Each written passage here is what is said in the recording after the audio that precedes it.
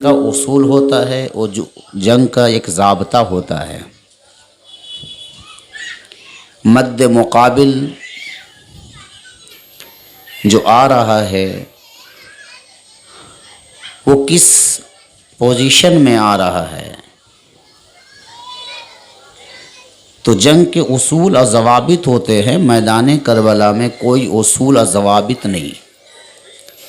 آپ کو سمجھانے کے لیے کہہ دیں، اس زمانے میں جو ایک موب لنچنگ نکلا کہ ایک فرد کو 1000 لوگوں نے گھیر لیا، ایک فرد کو 100 لوگوں نے گھیر لیا، اور گھیرنے کے بعد اس سے کہا کہ تم یہ کہو۔ اس نے کہا کہ میں نہیں کہوں گا، تو سینکڑوں نے ایک پر حملہ کر دیا۔ اسے جنگ تو نہیں کہہ سکتے، اسے جنگ تو نہیں کہہ سکتے کہ ایک شخص پر 100 آدمی گھیر لے اور تنہا ہو، اور اسے کہا جائے کہ تم یہ بات کہو، اور کہے کہ میں نہیں کہوں گا، اور وہ 100 آدمی اس پر حملہ کر دیں، تو کیا اسے جنگ کہیں گے؟ تو میدان کربلا میں کیا ہوا؟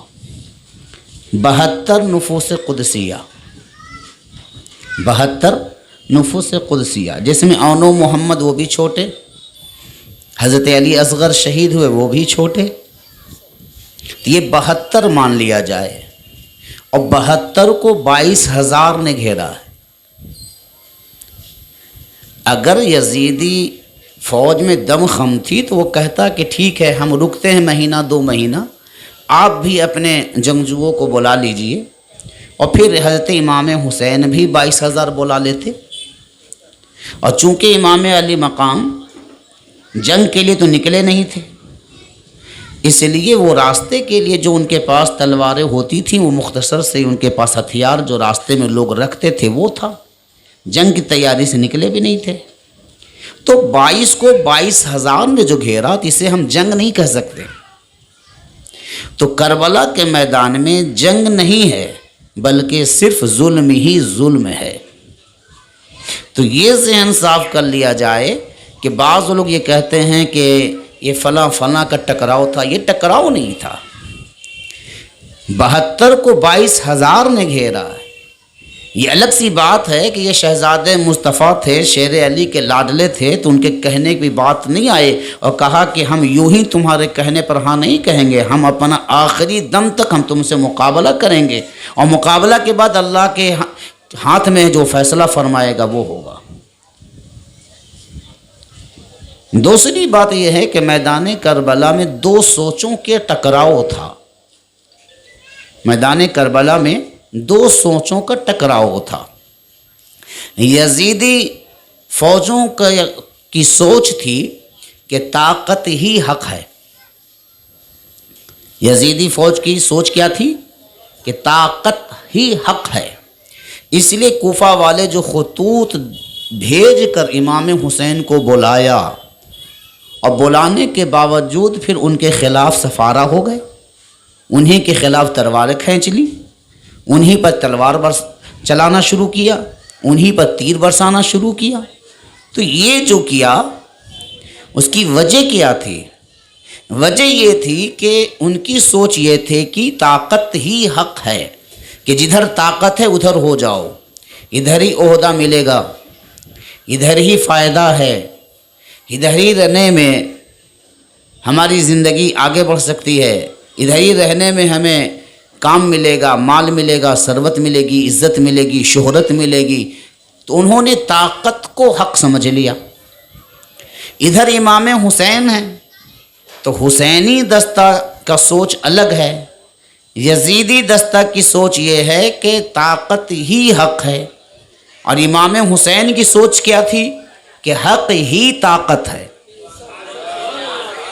حق ہی طاقت ہے۔ اب یہ سوچ تھی، 2 سوچوں میں ٹکراؤ ہو گیا۔ یزیدی سوچ یہ ہے کہ طاقت ہی حق ہے، اس لیے کوفہ والے، دمشق والے اور ہر طرح کی فوجیں سب اسی کے ساتھ آ رہے ہیں۔ امام حسین کی سوچ تھی کہ حق ہی طاقت ہے، کہ حق ایسی طاقت ہے کہ بظاہر اگر آپ کو نقصان بھی ہو جائے اور آپ بالفور उस वक्त आप ज़ेर भी नज़र आएं, कुछ दिन के बाद चूँकि हक़ ही ताकत है, वो एक दिन फिर से उभर कर हक़ को आना है। और फिर मैदान करबला में वही हुआ, जिसने ताकत को हक़ समझा वो आज दुनिया से मादूम हो गए, और जिस हुसैन ने हक़ ही को ताकत समझा, आज देखिए आज पूरी दुनिया में उनका चर्चा है। आज हर जगह हुसैन ही हुसैन है। वजह क्या है? वजह यह है कि इमाम हुसैन ने हक़ को ताकत समझा, ताकत को हक़ नहीं समझा। अगर ताकत को हक़ समझते तो कहते हैं कि अभी हमारे पास ताकत तो नहीं है, तो वो चुप हो जाते। लेकिन आप इस बात पर अटल थे कि हक़ ही ताकत है, इसलिए आप टकरा गए, मुकाबला किया, बैत नहीं की, अपना सब कुछ लुटा दिया, लेकिन हक़ पर कायम रहे। और इस हक़ की ताकत आज देख रहे हैं कि पूरी दुनिया में हुसैन हुसैन के नारे लगाए जा रहे हैं। तो यहाँ से क्या पता चला कि सिर्फ हम इमाम हुसैन का ज़िक्र ही करेंगे या इमाम हुसैन की सोच पर भी अमल करेंगे। अगर आप देखिए कि इधर अगर ताकत है, सिर्फ ताकत है और हक़ नहीं है, तो अगरचे आपको बज़ाहिर नुकसान भी नज़र आए तो आप ताकत की तरफ मत जाइए, हक़ की तरफ जाइए। अगर आप हक़ की तरफ हैं, अगरचे वो चंद लोग हैं, अगरचे बज़ाहिर आपको नुकसान नज़र आ रहा है, बज़ाहिर आपको उस वक्त रुसवाई नज़र आ रही है, लेकिन आप अगर हक़ के तरफ रहेंगे तो जल्द ही हक़ ताकत बनकर उभर आएगी। इमाम आले मकाम इमाम हुसैन रज़ी अल्लाह ताला अन्हु जब शहीद हो गए तो कुछ बातिल फ़िरक़ों के ज़हन में बात आई, और आज भी बदमज़हब व बदअक़ीदे इस बात को उछालते हैं कि इमाम आली मकाम नवासे रसूल है, हज़रत अली मुर्तज़ा के लख्ते जिगर है। जब उन्होंने मैदान करबला में इमाम हुसैन को नहीं बचाया तो फिर आप लोग या रसूल अल्लाह उन्जुर हालना, या हबीब अल्लाह इस्मा कालना का नारा क्यों लगाते हैं? आप लोग या अली या अली या अली के नारे क्यों लगाते हैं? अगर या रसूल अल्लाह उन्जुर हालना, ऐ अल्लाह के रसूल हमारी हाल पर नज़र करम फरमाइए, अगर ये सही होता और कार आमद होता तो फिर इमामुल अंबिया अपने नवासे को मैदान करबला में नहीं बचाते। या अली आप कहते हैं, अगर या अली कहने का फ़ायदा होता तो क्या मौला अली अपने बेटे लख्त जिगर को नहीं बचाते? माज़ल्ला उनका कहना यह है कि जो अली अपने बेटे को न बचा सका, माज़ल्ला जो नबी अपने नवासे को न बचा सका, वो आपको क्या देगा? ये ज़हन, ये तसव्वुर दिया जाता है। मैं आपको बताऊं कि मैदान करबला में हज़रत आक़ाए दो जहां सल्लल्लाहु ताला अलैहि वसल्लम का साथ था। हज़रत अली रज़ी अल्लाह ताला अन्हु का नज़रे करम था, तभी तो इतनी बड़ी कामयाबी मिली, वरना 22,000 लश्करे जर्रार में घिर कर अपनी बात पर कायम रहना ये कोई मामूली बात नहीं है। लेकिन कम इल्मी की वजह से वो इनकी नज़र इस बात पर जा रही है कि वो शहीद हो गए, और शहीद होना उनके नज़र में कामयाबी नहीं है, जबकि शहीद होना कामयाबी है। मैं इसको मिसाल के ज़रिए बताऊं, चूँकि वक्त कम रहता है और मैं बहुत तेज़ी के साथ मिसाल के ज़रिए बताता हूं कि मदद किसे कहते हैं। मदद किसे कहते हैं?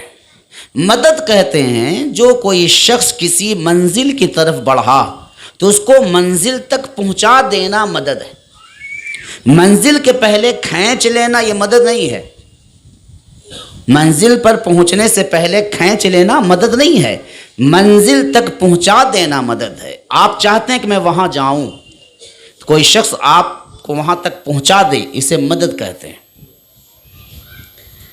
اب یہ بتائیے کہ امام حسین جان بچانے گئے تھے کہ دین بچانے گئے تھے؟ جب دین بچانے گئے تھے تو امام حسین نے دین بچا لیا تو مدد حضور کی ہو گئی۔ امام حسین جان بچانے گئے تھے کہ اسلام بچانے گئے تھے؟ اور اسلام بچا لیا تو علی کی مدد ہو گئی۔ تو کیسے کہتے ہیں کہ مدد نہیں ہوئی؟ مدد ہوئی تبھی تو دین بچا، مدد ہوئی تو اسلام بچا۔ اب اس کو مثال کے ذریعہ بتاتا ہوں۔ آپ کے گھر میں ایک بچہ ہے، 7-8 سال کا بچہ ہے، اور وہ پہلی بار روزہ رکھنے کے لیے تیار ہوا۔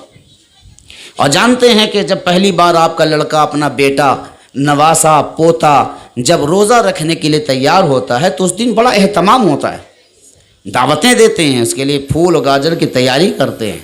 اب وہ روزہ رکھ لیا، تیز گرمی ہے، جون جولائی مئی کا موسم ہے، تیز گرمی ہے۔ اس بچے نے روزہ رکھ لیا، اور آپ نے صبح ہی سے فروٹ اور دعوت اور اس کے بعد کھانے کے انتظامات آپ نے شروع کر دیا۔ جیسے ہی شام کا وقت ہوا، اب تیز پیاس کی وجہ سے وہ بچہ کہہ رہا ہے کہ اب ہم روزہ نہیں رکھ پائیں گے، اب ہم روزہ نہیں رکھ، اب ہم پانی پیئیں گے، اب ہم پانی پیئیں گے۔ اب غروب آفتاب میں 15-20 منٹ باقی ہے، اور پیاس کی شدت ہے، وہ برداشت نہیں کر پا رہا ہے، ساری تیاری یہاں ہو چکی ہے۔ تو اب باپ کیا کرے گا؟ باپ کیا کرے گا؟ اے بیٹا دیکھو، بس تھوڑا سا دیر ہے، اور وہ 10 منٹ کا مسئلہ ہے، اور 10 منٹ کے مسئلے میں اب تھوڑا سا رک جاؤ، دیکھو وہ مہمان آ رہے ہیں، وہ مہمان آ رہے ہیں، وہ مہمان آ رہے ہیں، وہ چچا آ رہے ہیں۔ اب اس طریقے سے باپ بھی کوشش کر رہا ہے کہ 10 منٹ کا مسئلہ ہے پورا کر لے۔ پانی ہے، اور بچے کی زبان سوکھ رہی ہے، ہونٹ خشک ہو رہا ہے، لیکن باپ کہہ رہا ہے 15 منٹ کی بات ہے، بس رک جاؤ، تھوڑی دیر میں اب افطار کرا دیتے ہیں۔ تو باپ پانی رہتے ہوئے خشک ہونٹوں کو تر نہیں کر رہا ہے، وہ کہتا ہے کہ 5 منٹ رک جاؤ، بس تمہارا روزہ ہو جائے گا۔ ماں اسے سمجھا رہی ہے الگ انداز سے، باپ سمجھا رہا ہے الگ انداز سے، بھائی سمجھا رہا ہے الگ انداز سے، بس تھوڑی سی دیر کی بات ہے، رک جاؤ۔ یہ بتائیے جو لوگ رک جاؤ، بس 5 منٹ کی بات ہے، 10 منٹ کی بات، یہ لوگ مدد کر رہے ہیں کہ انہیں مدد سے انکار ہو رہا ہے؟ باپ بھی مدد کر رہا ہے کہ بس 10 منٹ کی بات ہے، ماں بھی مدد کر رہی ہے، بس 15 منٹ کی بات ہے، بھائی بھی مدد کر رہا ہے، بس بیٹا تھوڑی سی دیر کی بات ہے۔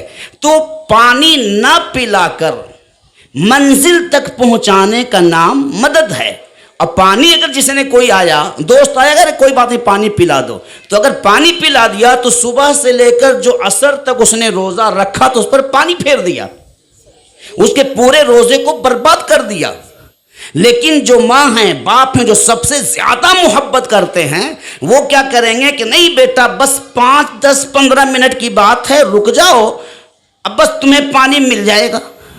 تو وہاں تک پہنچا دی، یہاں تک کہ اذان ہوئی، اور اذان ہوئی تو پھر شربت ہے، دودھ ہے، پیالہ ہے، یہ ناشتہ ہے، یہ پھل ہے، سب اس کے سامنے رکھ دیا گیا۔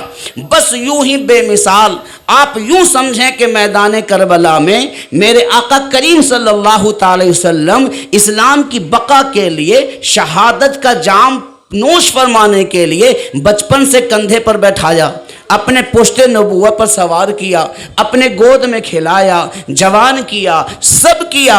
اب وقت میدان کربلا میں آ گیا، تھوڑا سا دیر تھا، اگر چاہتے تو نہر فرات بلا کر پلا سکتے تھے، اگر چاہتے تو نہر فرات کو کربلا میں نکال سکتے تھے، اگر چاہتے تو نہر فرات میں آب زمزم جیسا پانی نکل سکتا تھا، لیکن میرے امام الانبیاء آقائے دو جہاں نانا اپنے نواسے کو منزل تک پہنچانے کے لیے آئے تھے، تو کہا حسین گھبرانے کی ضرورت نہیں ہے، بس تھوڑا سا دیر ہے کہ وہاں تھوڑا سا دیر ہے کہ تمہارے لیے حوض کوثر کا پانی ہے۔ ماں کہہ رہی ہے کہ بیٹا تھوڑا سے دیر ہے کہ حوض کوثر کا پانی تمہارا انتظار کر رہا ہے. بھائی حسن کہہ رہے ہیں بیٹا گھبرانا نہیں, یزید کے سامنے جھکنا نہیں, تمہارے لیے حوض کوثر کا پانی چھلک رہا ہے. بی بی فاطمہ الزہرا کہہ رہی ہے بیٹا گھبرانا نہیں, یزید کے ہاتھ پر بیعت مت کرنا, بس تھوڑی سی دیر کی بات ہے, تمہیں ہمیشہ کے لیے کامیابی مل جائے گی. تو یہ بتائیے حضور مدد فرما رہے تھے کہ نہیں فرما رہے تھے؟ فاطمہ الزہرا مدد فرما رہی تھی کہ نہیں فرما رہی تھی؟ حسن مصطفیٰ مدد فرما رہے تھے کہ نہیں فرما رہے تھے؟ علی مدد فرما رہے تھے کہ نہیں فرما رہے تھے؟ جس طریقے سے بچے کو اخیر وقت میں کامیابی تک پہنچانے کے لیے کہا جاتا ہے بس تھوڑی دیر کی بات ہے پھر تمہیں پانی مل جائے گا, ٹھیک ویسے ہی آقائے دو جہاں نے بچایا اس طرح نہیں کہ تم پانی پی لو, بچایا اس طرح نہیں کہ یزید کے ہاتھ پر بیعت کر لو, بچایا اس طرح کہ حسین جس دن کے لیے میں نے تمہیں تیار کیا تھا 55 سال سے تمہیں تیار کیا ہے, اب 5 گھڑی کی بات ہے, تم پیچھے ہٹو گے نہیں, آگے بڑھو اور پھر تمہارے ظلم و جبر کی تلوار تمہاری گردن پہ چلے گی اور ہمیشہ کے لیے اللہ تمہیں حیات جاویدانی عطا فرما دے گا.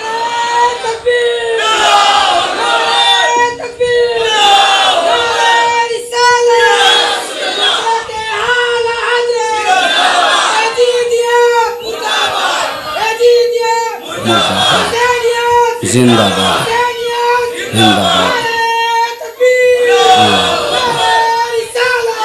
یا رسول اللہ.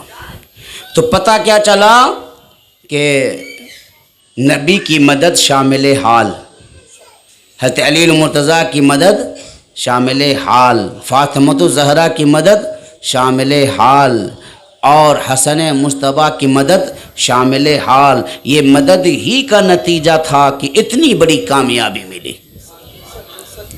امام علی مقام امام حسین کا جب لٹا ہوا قافلہ جب آگے بڑھا, 3 کوفیوں نے ابن زیاد کے پاس لے جانے کے لیے سر مبارک کو نیزے پر اٹھا لیا, نیزے پر اٹھا لیا. اب آپ جانتے ہیں جب نیزے پر اٹھایا آگے آگے قافلہ جا رہا ہے, پاک بیویاں پیچھے پیچھے جا رہی ہیں. ابن زیاد کے پاس آگے گیا تو ایک جگہ قافلہ رکا تو ان لوگوں نے سر مبارک کو ایک گرجا کی دیوار سے ٹیک لگایا. جب ایک گرجا کے دیوار سے ٹیک لگا کر رکھ دیا تو اس گرجا سے ایک ہاتھ نکلا, اس ہاتھ میں قلم تھا, اس قلم کو امام حسین کے خون میں ڈبویا اور اس دیوار پہ لکھا وَلَا تَحْسَبَنَّ اللَّهَ غَافِلًا عَمَّا يَعْمَلُ الظَّالِمُونَ, کہ ظالموں کے ظلم سے اللہ کو بے خبر مت جانو. اللہ جان رہا ہے, دیکھ رہا ہے کہ ظالم کیا ظلم کر رہے ہیں, تو اللہ بے خبر نہیں ہے. جب ان یزیدیوں نے دیکھا تو کہا اس پادری سے, اس راہب سے کہ یہ کب سے لکھا ہوا ہے؟ تو کہا یہ پہلے تو نہیں لکھا تھا, یہ ابھی ابھی لکھا گیا ہے. خوف دہشت طاری ہوئی. راہب نے کہا کہ ہم 10,000 درہم تمہیں دیں گے, ایک رات کے لیے مجھے سر مبارک دے دو. یہ لالچی کتے تھے. ابن زیاد, عمر بن سعد, خولی, شمس الجوشن, یہ لالچی کتے. 10,000 درہم کی بات آئی, کہیں کوئی بات نہیں, ٹھہرنا ہی ہے, لے. وہ راہب سر مبارک کو لے کر اپنے گھر گیا, مشک و عنبر سے مزین کیا, سر مبارک کو, چہرے مبارک کو دھویا, مشک و کافور سے مزین کر کر صندل کی چوکی پر رکھا اور سامنے باادب ہاتھ باندھ کر کھڑا ہو گیا. جب کھڑا ہوا تو کیا دیکھا کہ آسمان سے نور کی بارش ہو رہی, انوار و تجلیات کی بارش ہو رہی ہے.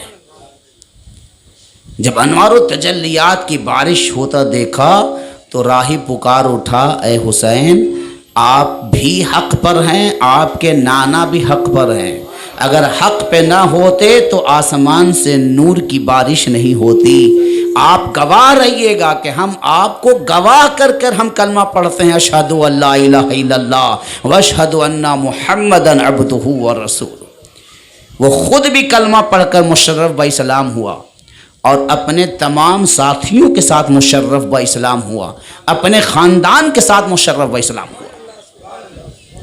ادھر کنز الغرائب کے حوالے سے ایک کتاب ہے روضۃ الشہداء، اس میں یہ واقعہ لکھا ہوا ہے کہ ایک یہودی اپنے گاؤں میں رہتا تھا.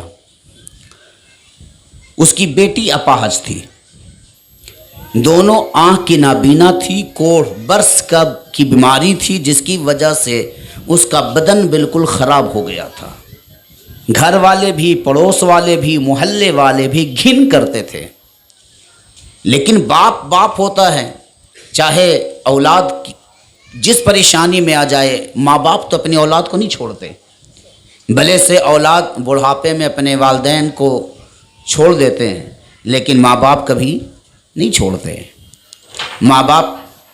باپ جو تھا وہ اپنی بیٹی کو لے کر ایک شہر کے باہر باغ میں چلا آیا اور باغ میں آنے کے بعد بیٹی کو اس باغ میں رکھتا. دن بھر وہ کام کرنے جاتا، شام کو پھر آ جاتا اور شام کو پھر دونوں رہتے.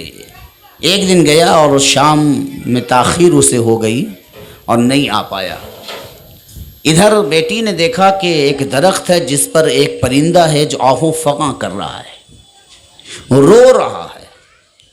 وہ عورت، وہ لڑکی کھسکتی ہوئی، چونکہ پیر سے اپاہج بھی تھی، ہاتھ بھی کام نہیں کرتے تھے، برس کی بیماری تھی، نابینا بھی تھی، وہ کھسکتے ہوئے اس درخت کے نیچے آ گئی. آنے کے بعد اس نے کہا کہ اے پرندے، آخر تمہیں کیا ہو گیا، تم کیوں رو رہے ہو؟ اور اس نے اپنی نگاہ کو، چہرے کو آسمان کی طرف اٹھایا تو اس پرندے کے پر سے ایک قطرہ خون گرا جو سیدھے آ کر اس لڑکی کی آنکھ پر گرا، اور جیسے آنکھ پر گرنا تھا کہ آنکھ روشن ہو گئی.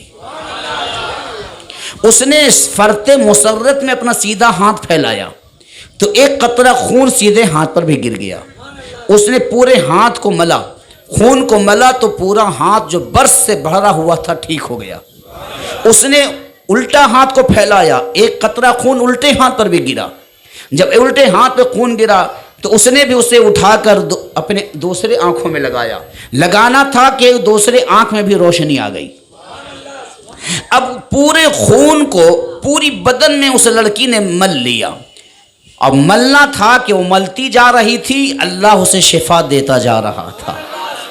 یہاں تک کہ مل کر جب فارغ ہوئی تو نہ پیر کی اپاہج تھی، نہ ہاتھ کی لولھی تھی، نہ آنکھ کی نابینا تھی، نہ برس تھا، نہ کوڑ تھا، کوئی بیماری نہیں تھی، بلکہ وہ صحت مند اور تندرست لڑکی بن کر کھڑی ہو گئی. اب جب کھڑی ہو گئی تو اپنے باپ کی تلاش میں نکلی، میرا باپ کہاں ہے، باپ میرا کہاں ہے. جب اس کا باپ آیا تو اسی درخت کے نیچے گیا جہاں بیٹھا کر جاتا تھا، کچھ کھانا پانی رکھ دیتا تھا. دیکھا کہ یہاں لڑکی نہیں ہے. باپ الگ ڈھونڈ رہا ہے، بیٹی الگ ڈھونڈ رہی ہے. جب نہیں ملا تو ایک دوسرے نے آواز دیا، بیٹی بیٹی کا آواز دیا، بیٹی باپ باپ کا آواز دے رہی ہے. یقیناً جب بیٹی کی آواز آئی تو بیٹی دوڑتی ہوئی آئی اور کہا ابا سے ملی. کہا کہ خاتون بتا میری لڑکی کہاں گئی جو یہاں بیٹھی تھی؟ کہا باپ تو نے پہچانا نہیں، میں ہی تیری بیٹی ہوں، میں تیری بیٹی ہوں. کہا جب یہ دیکھا کہ میرے بیٹی صحیح سالم ہے تو فرط مسرت میں غش کھا کر گر گیا، بے ہوش ہو گیا. تھوڑی دیر میں ہوش آیا. اس نے کہا بیٹی ماجرا کیا ہوا؟ تو اپاہج تھی، ہم تو بالکل یہ ہو گئے تھے کہ اب تو ٹھیک نہیں ہو پائے گی، سارے معالجوں نے لا علاج کر دیا تھا، آخر ٹھیک کیسے ہوئی؟ کہا بابا ایک پرندہ فلاں درخت پر بیٹھا ہے، وہ ابھی بھی بیٹھا ہے، وہ آہو فغاں کر رہا ہے، اس کے جسم میں قطرہ خون گرا، جس خون کی برکت یہ ہے کہ اللہ نے مجھے شفا دے دی ہے. باپ نے کہا بیٹی جلدی چل، آخر وہ درخت کون سا ہے، وہ پرندہ کون سا ہے؟ بیٹی نے اپنے باپ کو انگلی پکڑی اور وہ باپ جو ہے لے کر اس درخت کے پاس باپ کو لے کر چلی گئی. باپ گیا اور جانے کے بعد ابھی بھی پرندہ آہوں فغا کر رہا تھا. اس یہودی نے کہا کہ تمہیں تمہارے رب کی قسم دے کر اور واسطہ دے کر ہم کہتے ہیں پرندے بتاؤ ماجرا کیا ہے؟ یہ کون خون ہے جس خون میں اتنی برکتیں اللہ نے رکھی ہیں؟ تو اللہ نے کنز الغرائب میں لکھا ہے کہ اللہ نے اس پرندے کو قوت گویائی عطا فرما دی. پرندے نے کہا کہ ہم پرندوں کی جماعت اسی باغ میں ایک درخت سے دوسرے درخت پر اچھلتے کودتے رہتے تھے. یکا یک آواز آئی کہ اے پرندوں، شہزادہ مصطفیٰ کربلا میں شہید کر دیے گئے اور تم یہاں مزے لے رہے ہو. یہ خبر سننا تھا کہ ہم پرندوں کی جماعت اپنی اس باغ کو چھوڑ کر میدان کربلا پہنچ گئے اور ہم نے میدان کربلا میں نواسے رسول کے نعش مبارک کو دیکھا. سب دیدار کرتے رہے، مجھ سے برداشت نہ ہو سکا. میں نے اپنے آپ کو جا کر شہزادہ مصطفیٰ کے خون میں اپنے آپ کو غلطہ کر دیا. میں اس خون میں الٹ پلٹ ہونے لگی اور الٹ پلٹ ہونے کے بعد وہاں سے جب ہم رخصت ہوئے تو خدا کی قسم پرندہ کو اللہ نے قوت گویائی دی. پرندہ کہتا ہے خدا کی قسم میں سوکھے درخت پر بیٹھا تو سوکھا درخت ہرا ہو گیا. میں بنجر زمین سے گزرا تو بنجر زمین ہریالی میں تبدیل ہو گئی. اور جب اس درخت پر میں بیٹھا تو پھر اس درخت پر بیٹھا تو تیری بیٹی پہ یہ خون گرا تو تیری بیٹی صحیح سالم ہو گئی. یہ خون شہزادہ مصطفیٰ کا ہے، یہ خون امام علی مقام امام حسین کا ہے. یہودی کہتا ہے کہ اگر حسین حق پر نہ ہوتے، حسین کے نانا مصطفیٰ حق پر نہ ہوتے اور اللہ کے اگر سچے نبی نہ ہوتے تو نواسے کے خون میں اتنی طاقت نہیں ہوتی کہ میری بیٹی کو شفا مل جاتا. اے پرندہ سن، ہم تمہیں گواہ بنا کر رب کا کلمہ پڑھتے ہیں، لا الہ الا اللہ محمد رسول اللہ، اور کلمہ پڑھ کر وہ مسلمان ہو گیا. اپنے خاندان کے ساتھ، اپنے قبیلے کے ساتھ. جب محلے والے آئے، علاقے والے آئے اور بڑی تعجب کی بات تھی کہ بیٹی ٹھیک ہو گئی. ایسی بیٹی جو اپاہج بھی ہے، لولی بھی ہے، نابینا بھی ہے. ہر کوئی پوچھتا تو وہ شخص بڑی تفصیل سے امام حسین کے خون کا تذکرہ فرماتا اور کہتا خون کا یہ عالم ہے تو امام حسین کی ذات کا عالم کیا ہوگا. تو امام حسین کا خون اسلام پھیلا رہا ہے، دین کو بلند کر رہا ہے. تو امام حسین کا جو مشن کل تھا وہ آج بھی ہے اور صبح قیامت تک مشن رہے گا. اور امام حسین کا مشن ہے کہ آج اسلام پھیل رہا ہے. امام حسین کی حقانیت پر قائم رہنا یہ آج اسلام کو پھیلا رہا ہے. اس لیے ہمیں حسینی چہرہ بنا کر بھی رہنا ہے، حسینی کردار بنا کر بھی رہنا ہے، حق کا پاسدار بن کے رہنا ہے، حق پر قائم رہنا ہے. امام علی مقام امام حسین رضی اللہ تعالی عنہ کو جب یزید کے پاس لے جایا گیا، جب یزید کے پاس لے جایا گیا تو یزید کے سامنے سارے کے گلے میں رسیاں بندھی ہوئی تھیں. 12 اشخاص کو قید کیا گیا تھا، رسیاں بندھی گئی تھی، سب کی گردنیں جھکی ہوئی تھیں. تو یزید نے تمسخرہ کیا، کہا کہ تم سب اپنی اپنی گردنوں کو کیوں جھکائے ہوئے ہو؟ سیدہ زینب نے ارشاد فرمایا کہ یزید دیکھ، تم نے ایک رسی میں ہم تمام کی گردنوں کو باندھا ہے جس میں سکینہ چھوٹی ہے. اگر ہم سب اپنی گردن کو سیدھی کر لیں تو سکینہ ٹنگ جائیں گی. ہم سکینہ کو بچانے کے لیے گردنیں جھکائے ہوئے ہیں. تو یہ نہ سمجھ کہ ہم تیری وجہ سے گردن جھکائے ہوئے ہیں، ہم سکینہ دختر امام کی وجہ سے ہم جھکائے ہوئے ہیں. شہزاد یہ حسین کی وجہ سے ہم جھکائے ہوئے ہیں، تیری وجہ سے نہیں جھکائے ہوئے ہیں. سیدی سرکار سید سجاد سیدنا امام زین العابدین رضی اللہ تعالی عنہ کھڑے. ادھر یزید کا بیٹا آیا اور جب نقارے بجے تو یزید کے بیٹے نے کہا کہ دیکھو سید سجاد زین العابدین میرے باپ کا نقارہ بج رہا ہے. سید سجاد چونکہ بیمار پہلے سے تھے اور ہاتھ میں ہتھکڑیاں، پیر میں طویل بیڑیاں، اور پھر حال یہ ہوا کہ شہزادیاں ننگی اونٹ پر تھیں اور نکیل سید سجاد کے ہاتھ میں پکڑایا گیا تھا۔ زین العابدین کے لیے الگ سے سواری کا بھی ان کمینوں نے انتظام نہیں کیا تھا۔ بیماری کے عالم میں پیدل چلنا، طویل سفر طے کرنا، قیدی کی حالت میں آنا، جب آپ جا رہے ہیں تو اس نے کہا کہ دیکھو میرے باپ کا طبل بج رہا ہے۔ تھوڑی دیر ہوئی کہ ایک مسجد سے اذان کی آواز آئی، اللہ اکبر اللہ اکبر کے لاہوتی نغمے بربرت روح پہ جب چھڑی، اور جب مؤذن نے کہا اشہد ان محمد رسول اللہ، تو سید سجاد کھڑے ہو گئے، کہا اے شخص یہ سن مسجد سے کس کے نانا کی آواز آ رہی ہے؟ یہ جو محمد الرسول اللہ کہا جا رہا ہے یہ کس کے نانا کا کلمہ پڑھا جا رہا ہے؟ سن تیرے باپ کا طبل آج بج رہا ہے، کل اس گدی پر دوسرا کوئی آئے گا، دوسرے کا طبل بجے گا، لیکن میرے نانا محمد الرسول اللہ ہیں جن کا اذان میں نام صبح قیامت تک ہوتا رہے گا اور ہر مسجد سے آواز گونجتی رہے گی۔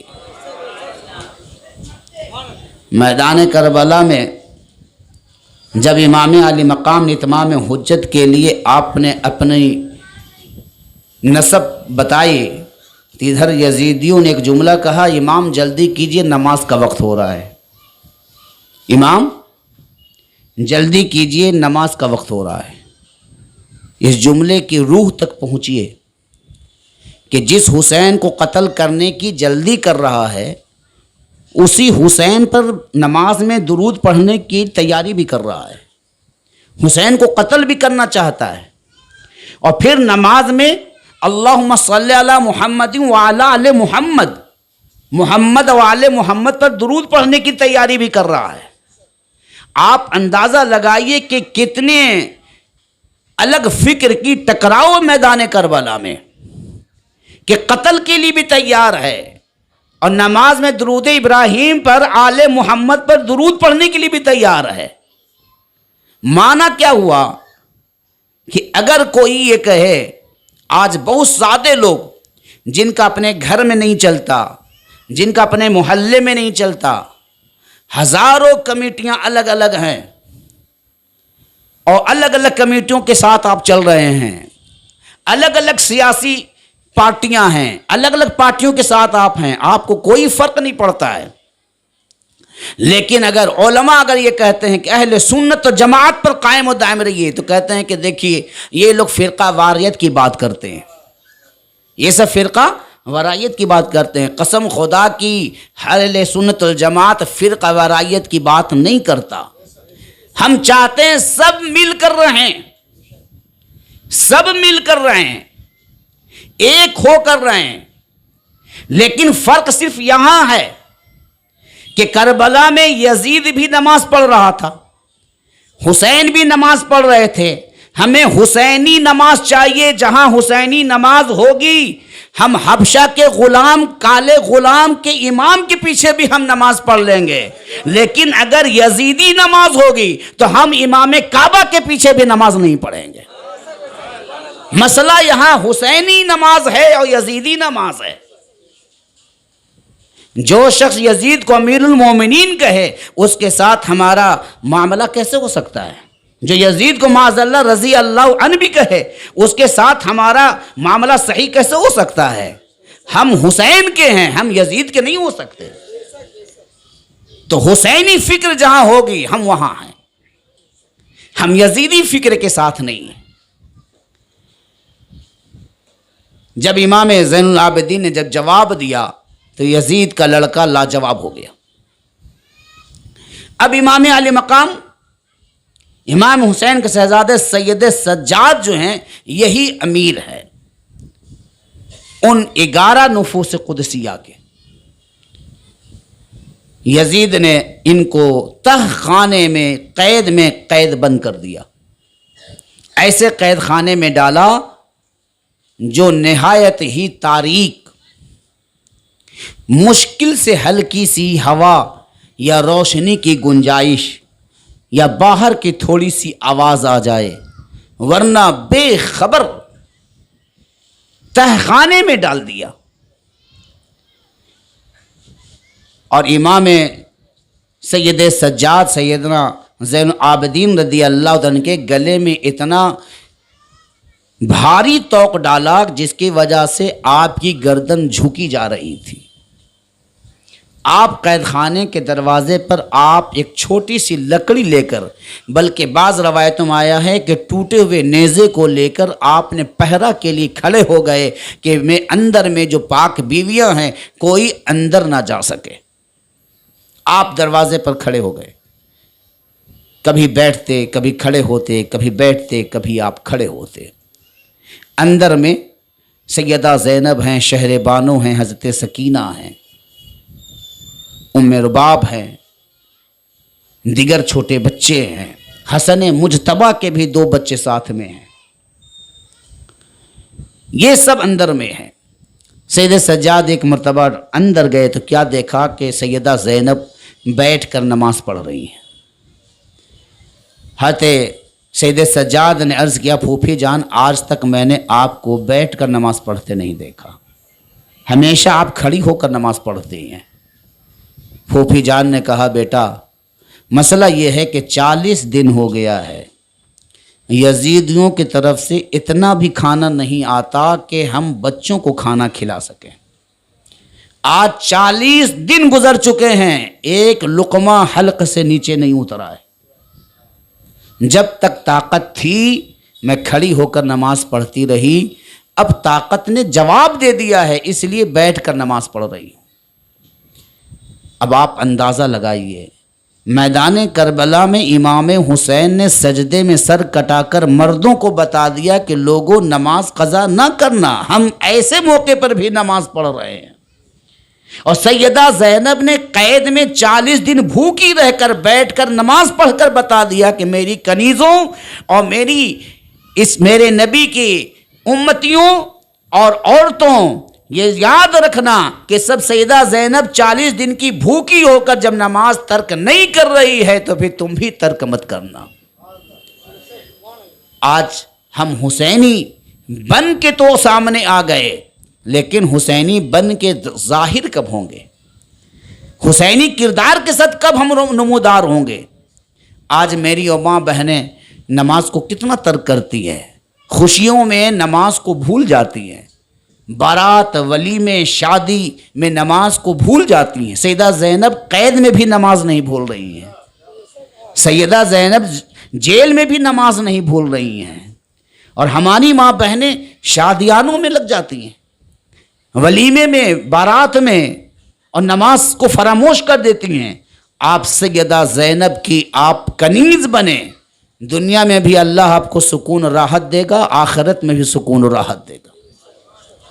مرد حضرات نماز کو یوں ہی فراموش کر رہے ہیں، اور حسین اعظم امام علی مقام میدان کربلا میں تپتی ہوئی ریت پر تیمم کر کر سجدے میں سر کو رکھ دیا، اور سجدے کی حالت میں اپنی جان کو اللہ کے حوالے کر دیا۔ تو کیا ہمیں میدان کربلا سے سبق حاصل نہیں کرنا چاہیے کہ ہر حال میں نماز ہمیں ادا کرنی؟ امام علی مقام امام حسین کے شہزادیوں کو قید کر دیا گیا، ایسے قید خانے میں جو نہایت ہی تاریک ہے۔ عبداللہ نامی شخص ادھر سے گزر رہا تھا، عبداللہ نامی شخص گزرا تو قید خانے سے جیسے گزرا تو قید خانے سے کسی بچے کے رونے کی آواز ہلکی ہلکی آئی۔ اس نے دیوار میں اپنے کان کو لگایا تو ایک بچی ہے جو اپنے کہہ رہی ہے کہ پھوپھی یہ پرندے کی جو آواز آ رہی ہے، یہ پرندے کہاں جا رہے ہیں؟ پھوپھی نے کہا، بیٹی شام کا شاید وقت ہو رہا ہوگا، یہ پرندے چہچہاتے ہوئے اپنے گھونسلے میں جا رہے ہیں۔ تو سیدہ زینب نے رو کر، سکینہ نے رو کر اپنی پھوپھی سے کہا کہ پھوپھی جان یہ پرندے تم اپنے گھونسلے میں جا رہے ہیں، ہم مدینے کب جائیں گے؟ ہم اپنے شہر کب جائیں گے؟ ہم اپنے گھر کب جائیں گے؟ سیدہ زینب پھوٹ کر رونے لگی۔ عبداللہ نے ساری باتیں سنی، سمجھ گیا کہ کسی مظلوم کو اس بدبخت یزید نے قید کر دیا ہے۔ وہ اپنے گھر پلٹا اور گھر پلٹ کر جمعہ کا دن تھا، اس نے کہا کہ اے میری بیوی، جو ہر جمعہ کو تو امام حسین کے نام کا کھانا بناتا ہے، جو گھر میں بنتا ہے اور تو بناتی ہے اور محلے میں تقسیم کرتی ہے، لوگوں کو کھلاتی ہے، وہ کھانا آج محلے میں نہیں دینا، ہر جمعہ کو تو دیتی ہے، آج قید خانے میں پہنچا دینا۔ مجھے لگا ہے کہ کسی مظلوم کو یزید نے قید کر دیا ہے۔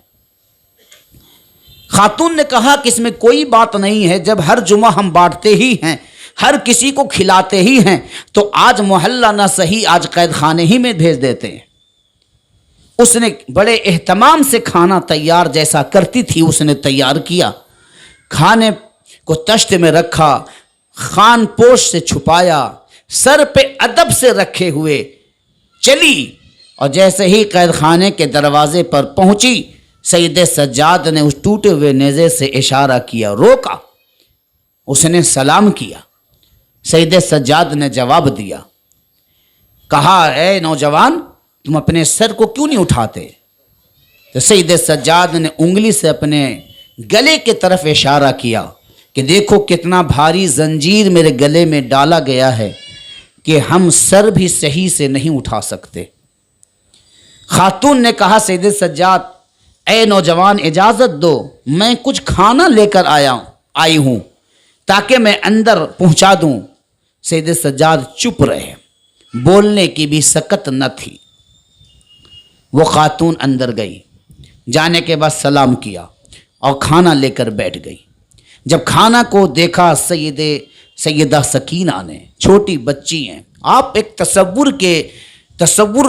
تصورات میں جائیں اور آپ خود سوچیں کہ آج ہمارا حال یہ ہے کہ ہماری بچیاں اللہ کے فضل و کرم سے دن بھر کھاتی رہتی ہیں، اور اگر اس کے بعد بھی کسی بات پر مچل جائیں اور آپ کے پاکٹ میں پیسہ نہ ہو تو آپ کی کیفیت کیا ہوتی ہے؟ وہ جس چیز کی وہ طلب کر جائے چھوٹی بچی اور آپ نہ دے پائیں تو آپ کی حالت کیا ہوتی ہے؟ جبکہ معلوم ہے کہ یہ کھانا کھا چکی ہے، ناشتہ کر چکی ہے، پھر بھی اگر کسی بات پر وہ اڑ جائے اور آپ کے پاس فی الوقت پیسہ نہ ہو تو آپ پریشان ہو جاتے ہیں کہ کاش ہوتا تو ہم یہ دلا دیتے۔ اندازہ لگائیے سیدہ زینب پر کیا بیت رہی ہوگی کہ نہ صحیح سے ناشتہ ہے، نہ کھانا ہے، نہ صحیح سے پانی ہے، کچھ بھی نہیں ہے۔ اور پھر سیدہ سکینہ کا حال یہ ہے کہ جب کھانا کو دیکھا تو کبھی کھانا کی طرف دیکھتی، کبھی حضرت زینب کی طرف دیکھتی، کبھی کھانا کی طرف دیکھتی، کبھی پھوپھی کو دیکھتی، یعنی اجازت ملے تو ہمیں بھی اس میں سے کچھ ملے۔ سیدہ سکینہ نے جب بار بار کھانے اور پھوپھی کو دیکھا ہے تو اس خاتون نے دیکھا اور سمجھ گئی کہ بچی بڑی بھوکی ہے، یہ کھانا چاہتی ہے۔ اس نے کہا بیٹی گھبراؤ نہیں، میں نے یہ کھانا تمہارے ہی لیے لایا ہے۔ جب اس خاتون نے کہا کہ بیٹی گھبراؤ نہیں، کھانا تمہارے لیے لایا ہے، تو سیدہ زینب نے کہا خاتون یہ کھانا ہم نہیں کھا سکتے، ہم سادات ہیں، ہم صدقہ نہیں کھاتے، ہم سادات ہیں، ہم صدقہ نہیں کھاتے۔ جب سیدہ زینب نے کہا کہ ہم صدقہ نہیں کھاتے تو خاتون نے کہا خاتون یہ صدقہ نہیں ہے، بی بی یہ صدقہ نہیں ہے، یہ تو حسین کے نام کا کھانا ہے، یہ تو امام عالی مقام امام حسین کا نام کا کھانا ہے۔ جب حسین کا نام کا کھانا سنا سیدہ زینب تڑپ پڑی، کہا اے خاتون کیا ماجرا ہے، بتا تو صحیح آخر یہ حسین کا کھانا کب سے ہے، کیسے معلوم ہوا؟ اس خاتون نے کہا کہ سیدہ زینب آپ جانتی نہیں یہ کھانا، سیدہ بی بی یہ کھانا یہ آج سے نہیں، میں 20 برسوں سے لوگوں کو حسین کے نام کا کھانا بنا کر ہر جمعہ کو بانٹتی ہوں۔ کہا واقعہ کیا ہے، امر واقعہ کیا ہے، وجہ کیا ہے، کیوں بانٹتی ہے؟ تو وہ خاتون اب کہتی ہے کہ بی بی جانتی ہو میں مدینہ کی رہنے والی ہوں، میرا باپ صحابی رسول ہے، میرا باپ صحابی رسول ہے، میں مدینہ کی رہنے والی ہوں، میں بچپن میں جب چھوٹی تھی تو بیمار پڑ گئی، یہ سیدہ سکینہ ہے، بس اتنی میری عمر تھی کہ میں بیمار پڑ گئی، اور جب بیمار پڑ گئی تو ایسی بیمار پڑی کہ اطباء نے بھی جواب دے دیا، معالج نے بھی جواب دیا، تمام طبیبوں نے جواب دے دیا، اور سب نے کہا کہ اے شخص یہ بچی اب ٹھیک نہیں ہوگی، اب بس اس کے دن کی گنتی کر کہ کب اس کی روح پرواز کر جائے اور کب یہ اب اس دنیا کو چھوڑ کر چلی جائے۔ اور میں اپنے باپ کی اکلوتی بیٹی تھی، اکیلی بیٹی تھی، میرا باپ مجھ سے بہت پیار کرتا تھا، بڑا پریشان ہوا، جب بہت پریشان ہوا تو میرے باپ نے کہا کہ اے بیٹی سن، ڈاکٹروں نے تو جواب دے دیا ہے، اطباء نے جواب دے دیا ہے، معالجوں نے جواب دے دیا ہے، چل اب ہم اپنے نبی کے پاس چلتے ہیں، ہم اپنے آقا کے پاس چلتے ہیں، حبیب پروردگار کے پاس چلتے ہیں، چل اس بارگاہ میں چلتے ہیں جس بارگاہ کا عالم یہ ہے کہ جن کے تلووں کا دھون ہے آب حیات، ہے وہ جانے مسیحا ہمارا نبی، چل اس نبی کے پاس چلتے ہیں جن کے لواب دہن سے علی کو آنکھ مل گئی ہے، چل اس نبی کے پاس چلتے ہیں جن کے لواب دہن سے حضرت صدیق اکبر کے سانپ کا زہر ختم ہو گیا ہے،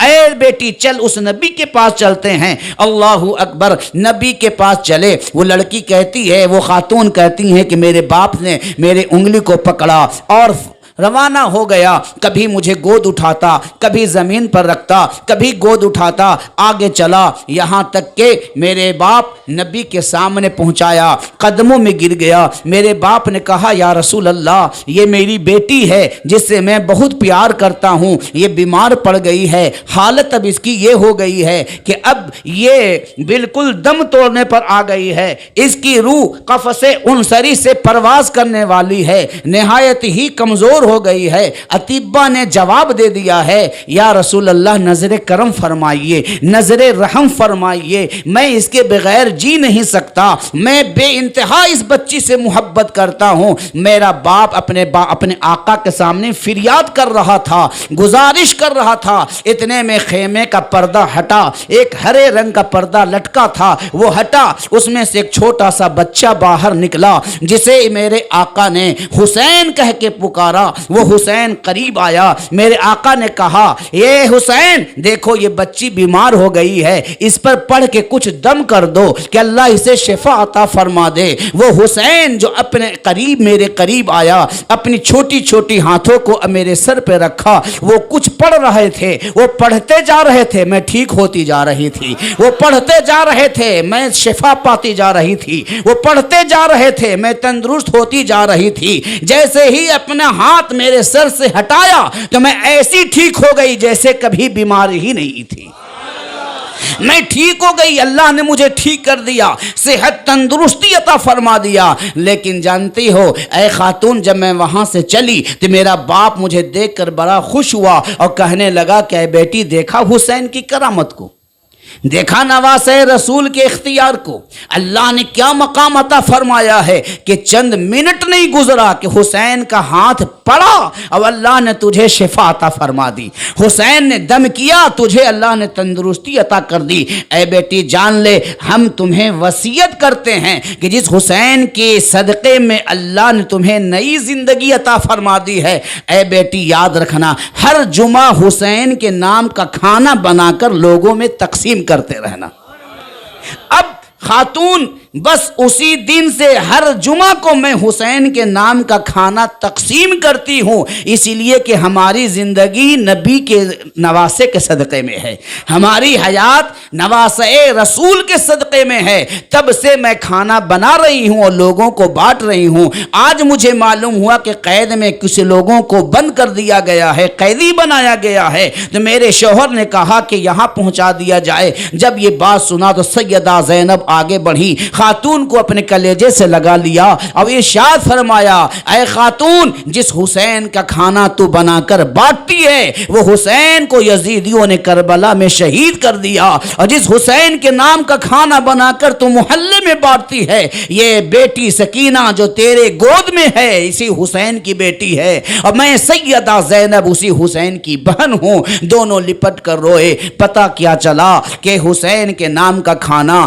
آج سے نہیں بٹ رہا ہے بلکہ حسین کے نام کا کھانا تو حسین کے بچپن سے بٹ رہا ہے۔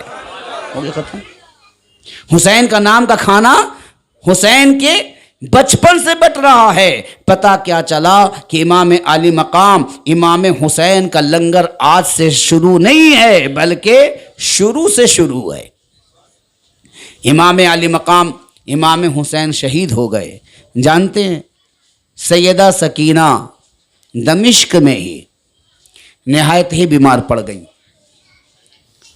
اتنی بیمار پڑیں کہ سیدہ سکینہ ایک دن کہنے لگی پھوپھی لگتا ہے کہ میں اب مدینہ نہیں پہنچ پاؤں گی، لگتا ہے کہ میں اب مدینہ نہیں پہنچ پاؤں گی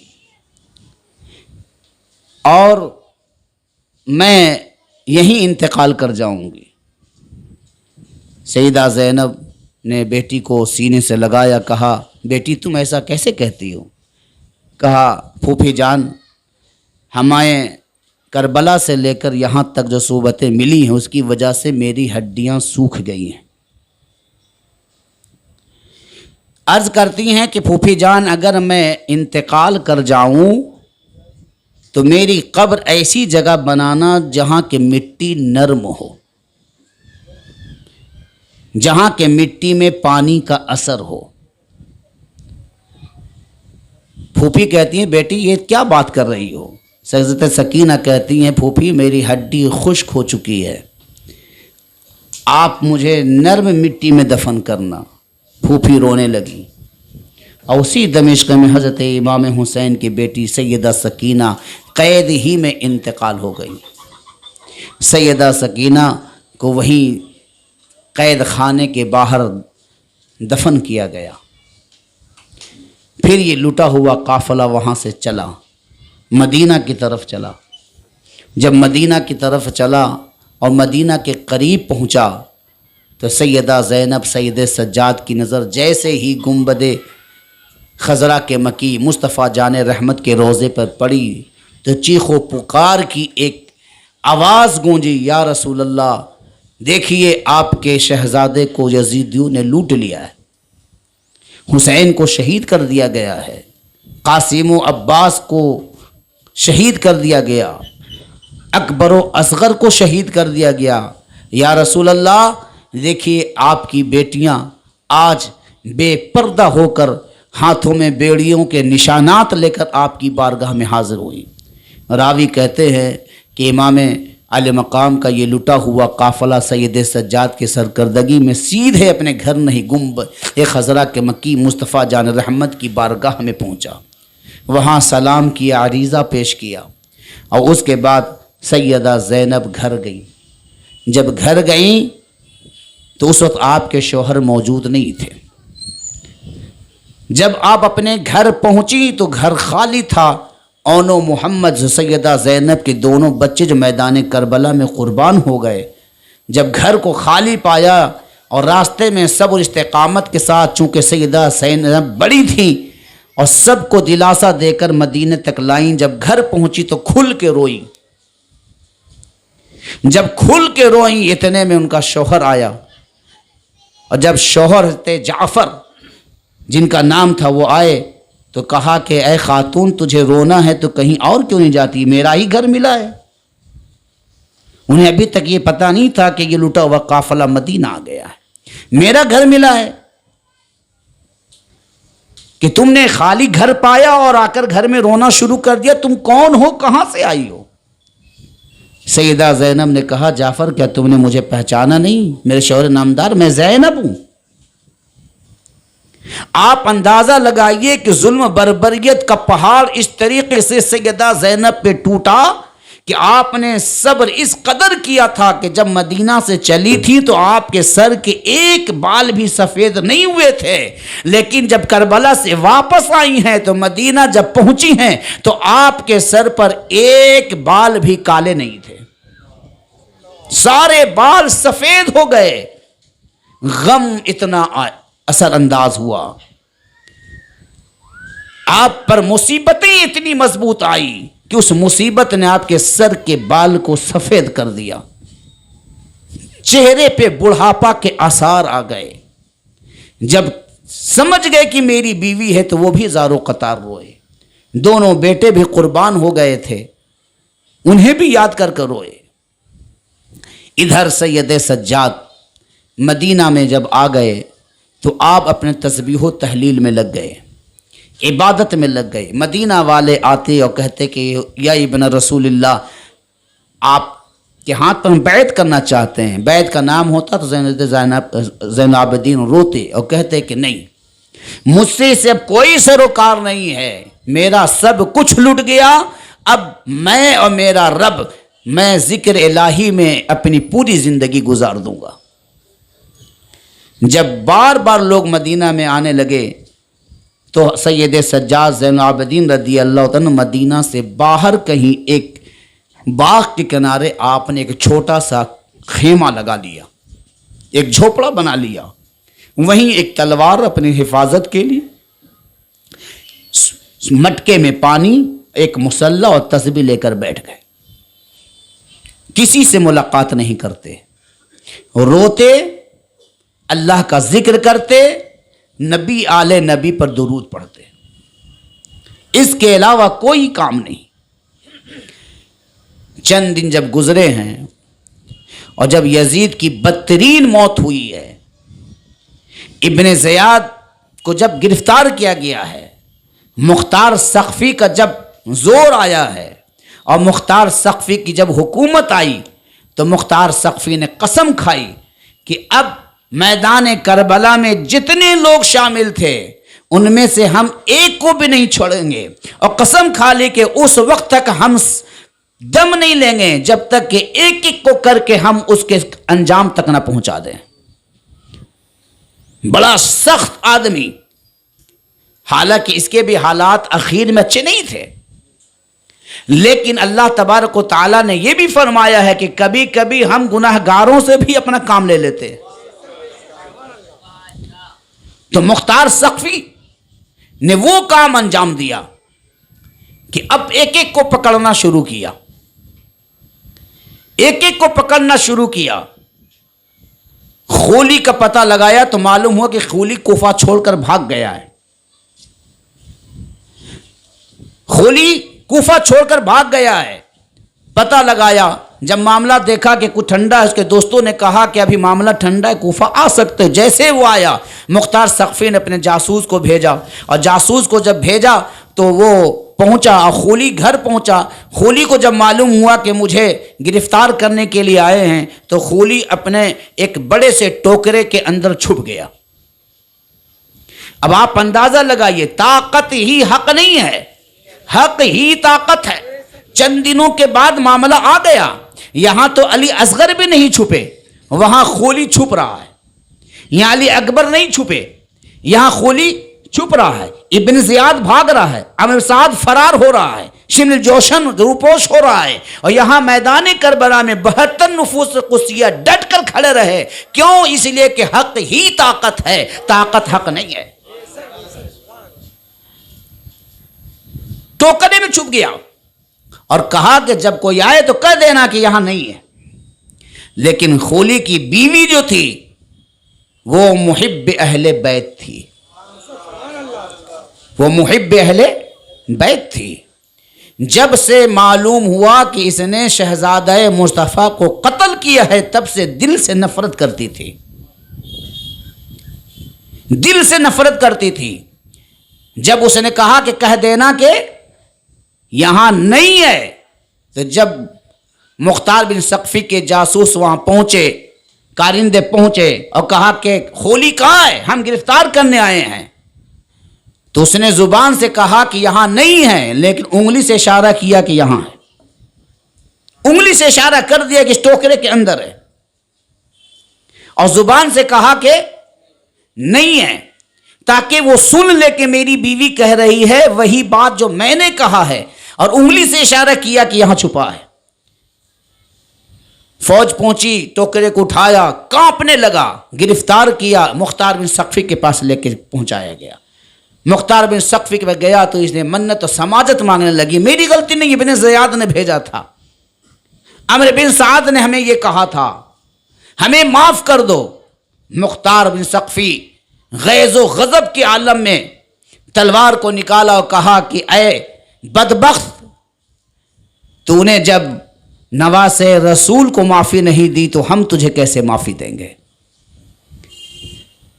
جب تو نے میدان کربلا میں چھوٹے چھوٹے بچے پہ رحم نہیں کیا تو ہم تجھے کیسے رحم کریں گے؟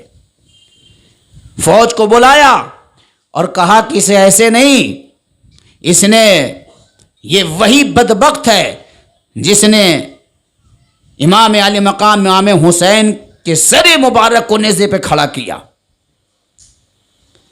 اسے ایسے نہیں بلکہ اس کے ہاتھ اور پیر کو باندھو، اور باندھنے کے بعد جو میں نے کتے جو بھوکے ہیں ان کو رکھا ہے، ان کتے بھوکوں کو اس پر چھوڑو۔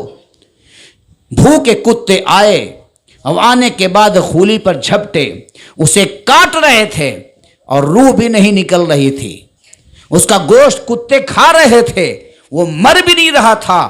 مختار بن سقفی نے کہا اے کوفہ والو، ایک دن تھا، چند سال گزرے ہیں کہ تم نے لٹا ہوا قافلہ حسین کا دیکھا تھا، اب آؤ ان کے ظالم کا انجام بھی دیکھو، انجام کیا ہے۔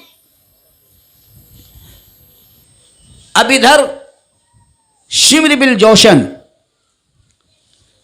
جوشن بھاگا جا رہا تھا۔ شمر بن جوشن کی بیوی بھی بڑی حیا اور پاک دامن تھی۔ جب راستے میں لٹا ہوا قافلہ جا رہا تھا تو شمر بن جوشن کا جب گھر آیا تو اس نے ایک رات قیام گھر پہ کیا۔ جب ایک رات اس نے قیام گھر پہ کیا تو اس نے سر امام حسین کو اپنے ساتھ لے لیا اور گھر میں جا کر ایک تنور میں جا کر رکھ دیا۔ بیوی نے پوچھا کہ آخر کیا بات ہے، یہ کس کا سر ہے؟ تو معاذ اللہ اس نے کہا کہ یزید کے خلاف ایک شخص کھڑا ہوا تھا، اسی کا سر ہے۔ اور بیوی کو سمجھا کر ہو گیا، سب سو گیا۔ جب بیوی باہر نکلی تو کہتی ہے کہ میں نے دیکھا کہ تنور سے نور کی کرنیں پھوٹ رہی ہیں۔ بیوی بڑی پریشان ہوئی کہ اس میں تو کئی دن سے میں نے روٹیاں نہیں پکائی ہیں، اس میں آگ کی ایک چنگاری بھی نہیں ہے، تو آخر اس میں سے روشنی کیسے آ رہی ہے؟ یہ غور و فکر کر رہی تھی کہ کہتی ہے کہ میں نے دیکھا کہ چند خاتون نمودار ہوئیں، نقاب پوش چند خاتون نمودار ہوئیں، اور اس کے بعد تنور سے سر مبارک کو نکالا۔ جب نکالا تو میرا گھر پورا روشن ہو گیا، میں سمجھ گئی کہ اسی چہرے مبارک سے نور کی کرنیں پھوٹ رہی تھی۔ ایک بڑھی، سب اپنے اپنے سینے سے سر مبارک کو لگاتی اور روتی۔ ایک آگے بڑھی، چہرے مبارک کو صاف کیا، لبھائے مبارک کو بوسہ دیا، مجھ کو عنبر و کافور سے مزین کیا، اور پھر اس کے بعد تنور پر رکھی اور چلی گئی۔ جب تنور پر رکھ کر چلی گئی تو میں سمجھ گئی، اور چونکہ میں نے امام حسین کو کئی بار دیکھا ہے، دیدار سے مشرف ہو چکی تھی، میرے شوہر نے غلط بتایا تھا، میں جب گئی اور پھر تنور کو کھولا اور دیکھا تو یہ تو امام حسین ہے۔ میں نے پھر ان کے سر مبارک کو نکالا، سامنے رکھا، ادب سے رات بھر بیٹھی رہی اور ان کی زیارت کرتی رہی۔ جب زیارت کرتی رہی اور معافی مانگتی رہی تو غیب سے آواز آئی، اے بیوی تو پریشان مت ہو، تیرے شوہر نے کیا ہے، شوہر اپنے انجام کو پہنچے گا، اور تو محبت کرتی ہے، تجھے اللہ جنت عطا فرمائے گا۔ اس نے تنور میں رکھا اور صبح کو اپنی دوپٹے سے اپنے چہرے کو لپیٹا اور شمر بن جوشن کو کہا کہ آج سے تیرا اور میرا کوئی واسطہ نہیں، اور اس کے بعد وہ گھر سے غائب ہو گئی۔ اس کے بعد پتہ نہیں چلا کہ پھر وہ خاتون کہاں چلی گئی۔ شمر بن جوشن بھاگا چل رہا تھا۔ جب شمر بن جوشن کو مختار سقفی نے پکڑوایا، گرفتار کرایا، تو شمر بن جوشن کو دیوار میں کیل ٹھوک کر کھڑا کرایا اور کہا کہ اس نے تیر چلایا تھا، اب اس پر تیر چلاؤ۔ یک بار کی اس پر تیر چلا کر اس طریقے سے اسے نیست و نابود کیا گیا اور ذلیل و رسوائی کے ساتھ اس کے موت کے گھاٹ اتار دیا گیا۔ ادھر ابن زیاد بھاگا چل رہا تھا۔ ابن زیاد نے اپنا کوفہ چھوڑ دیا، دمشق چھوڑ دیا، بصرہ چھوڑ دیا۔ ادھر سید سجاد مدینہ کے باہر اپنا خیمہ لگا کر محو عبادت ہے۔ ادھر ابن زیاد جب بھاگا ہے تو بھاگتے بھاگتے اس کا گھوڑا جو ہے پست ہو گیا، راستے میں اس کو پیاس لگی، پانی کے مارے وہ پریشان ہو رہا تھا، بڑی پریشانی کے عالم میں تھا۔ راستے سے گزرا تو دیکھا مدینہ خوف و ہراس کی وجہ سے داخل نہیں ہو سکتا تھا کہ اگر مدینہ میں داخل ہوں گے تو لوگ مجھے قتل کر دیں گے، اس لیے وہ باہر گیا۔ پیاس شدت کی تھی تو اس نے سوچا کہ دیکھیں یہ کٹیا ہے، یہ خیمہ ہے، ہو سکتا ہے یہاں کوئی چرواہا رہ رہا ہو، کوئی شخص مہاجر مسافر ہو جہاں سے مجھے پانی مل جائے۔ اس وہ خیمے کے پاس پہنچا تو کیا دیکھا کہ یہ تو زین العابدین ہیں، اور یہ نماز پڑھ رہے ہیں، لیکن بے شرم کو پیاس اتنی لگی تھی کہ پیاس کی شدت نے اسے رکنے پہ مجبور کر دیا۔ وہ رک گیا۔ جب سید سجاد سلام پھیر کر فارغ ہوئے تو باہر سے آواز دیا، کیا پانی مل سکتا ہے؟ تو کہا کیوں نہیں، پانی ملے گا۔ ایک پیالہ پانی بڑھایا، ایک پیالہ پانی پیا، پیاس اتنی تھی، کہا کہ کیا ایک پیالہ اور مل سکتا ہے؟ سید سجاد ایک پیالہ اور دیا۔ اتنی پیاس تھی کہ اس نے کہا کہ کیا ایک پیالہ اور مل سکتا ہے؟ تیسرا پیالہ بھی دیا۔ جب پانی پی لیا تو یہ ابن زیاد کہتا ہے کہ شاید کہ مجھے آپ نے پہچانا نہیں، جب یہ جملہ کہا تو سید سجاد تڑپ گئے، کہے ظالم، میں اپنے باپ کے قاتل کو نہیں پہچانوں گا؟ تو وہی ابن زیاد ہے جس نے میرے باپ کو قتل کیا، فوج کو بھیجا، میرے بھائی علی اصغر کو شہید کیا، میرے علی اکبر کو شہید کیا، قاسم اونو محمد کو شہید کیا، امام مسلم کو تو نے کوفہ میں شہید کر دروازہ کوفہ پہ لٹکایا، میں اپنے باپ کے قاتل کو نہیں پہچانوں گا؟ ابن زیاد کہنے لگا کہ جب آپ پہچان رہے تھے تو پھر پانی کیسے پلایا؟ کہا کہ یہ تیری نسل کی بات ہے، کہ جب مہمان بلا کر پانی بند کیا جاتا ہے، ہم اہل بیت مصطفیٰ ہیں، ہم ظالم کو بھی پانی پلا کر مارتے ہیں۔ تو یزیدی ہے، پانی بند کر کے مارتا ہے، ہم حسینی ہیں، پانی پلاتے ہیں اور ظالم کو پلا کے بھی مارتے ہیں۔ ابن زیاد کہا یقیناً اے ابن رسول اللہ اور اے ابن امام حسین، یقیناً ہم نے آپ کو اتنا تکلیف نہیں دیا جتنا آج آپ نے پانی پلا کر مجھے اندر سے مار دیا ہے۔ حضرت سید سجاد کہتے ہیں کہ میں تجھے خوب پہچان رہا ہوں، لیکن میرے خاندان کی یہ روایت رہی ہے کہ جو دروازے پہ آ گیا ہے کبھی خالی نہیں گیا ہے، تو ہمارے دروازے سے کوئی خالی نہیں جاتا، اس لیے میں نے پانی پلا دیا ہے۔ المختصر یہ ہے کہ واقعہ بعد کربلا بڑا طویل ہے اور بہت عظیم ہے۔ ہمیں یہ چاہیے کہ ہم امام عالی مقام امام حسین کی یاد جس طریقے سے مناتے ہیں صرف 10 دن کے لیے نہ منائیں، بلکہ پوری زندگی حسینی بن کر جیے، ہمارے کردار حسینی ہو جائیں، ہمارے افکار حسینی ہو جائیں، حق پر قائم رہنے والے ہو جائیں، ذری بات پر بکنے والے نہ ہو جائیں۔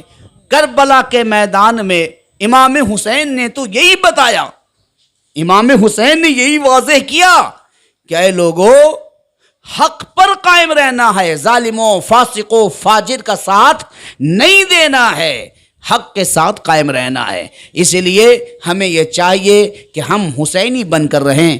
10 دن میں صرف حسینی رہنا کمال نہیں ہے، پوری زندگی حسینی بن کر گزارنا کمال ہے۔ اللہ تبارک و تعالی ہم تمام کو حسینی بنا کر دنیا میں جینے کی توفیق رفیق عطا فرمائے۔ وآخر دعوانا الحمدللہ رب العالمین۔ السلام علیکم ورحمۃ اللہ۔